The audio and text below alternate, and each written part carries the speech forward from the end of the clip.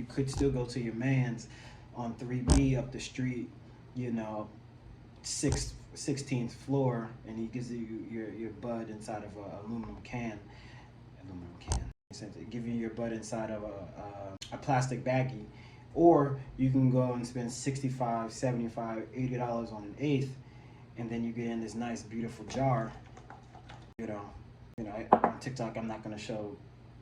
I'm not gonna show any weed on TikTok. They might take me off. Even saying weed, they might even kick me off here. But regardless, you just not exactly sure where you're going to, what exactly you're getting all the time. So I figured by having a class like this where we can sit down and talk about some one-on-one things, you can tell your mother about it, you'll be able to at least get a better understanding of some of the things that I've learned, and I can help you out with that. Now, if you are watching this on a replay, I appreciate you, because that means you actually cared a little bit about what I had to say. And that's going to go a long way to helping you educate yourself, and hopefully you can find some new things that you didn't know before, or relearn some old things that you didn't know was possible. Cool. So some of the things that we are going to cover today are, especially when it comes to making edibles, is share your life. Oh, I mean, everyone keeps jumping in and out. If you're on my live, please tell everyone about it. We were doing Cannabis 101. I appreciate you. Today, what we're going to be talking about is why your edibles don't really work. I saw that they did really well on YouTube, especially converting THCA to THC and what that is.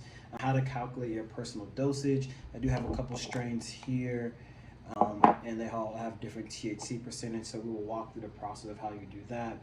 What to look for on a label, at least at the beginning phases. So, you know, if someone's like, yo, I got 22%, and then these are the terpenes, I can at least walk you through some of these terpenes and what you're trying to avoid when doing more clear-headed or foggy. Because sometimes it's just a lot, you know, like I just want to feel better during the day, but then all of a sudden I'm eating something, and now not only do I feel like crap, but like I don't even want to get up off the couch. Like who wants that? I mean, a lot of people want that. Don't get me wrong, there's a lot of people that want that. But if I got things to do, you know, I can't do that. So what am I supposed to do? I got to get something else. Okay, I do have like this little list here that ChatGPT helped me come up with, because I'll just start rambling about a whole bunch of stuff. Okay, so let's start off with dosing. So most people are dosing pretty blindly. When I first started making edibles myself, I had no idea what I was doing. I don't even think I Googled it, if I'm being completely honest with myself. I quite literally just took some weed, and I was like, I know sweets will work. I've always heard sweets will work. So let me just put in some sweets. So I grounded it up. I actually did this when I was in Alaska. And I also did it in not the best way. But I grounded up some weed. For whatever reason, I thought it'd be a good idea to do like the microwave brownie. Stupid. It was dumb. But to do the microwave brownie, and I almost got kicked out of Alaska doing this. I haven't thought about this in a while. But I decided to do the microwave brownie, and so I ground it up. I did like the brownie mix, and then I just cooked it in the microwave. Now, already, the first problem is when you are grinding up your bud, you don't necessarily need to break it down completely in the same format as ground that you would do like in a joint.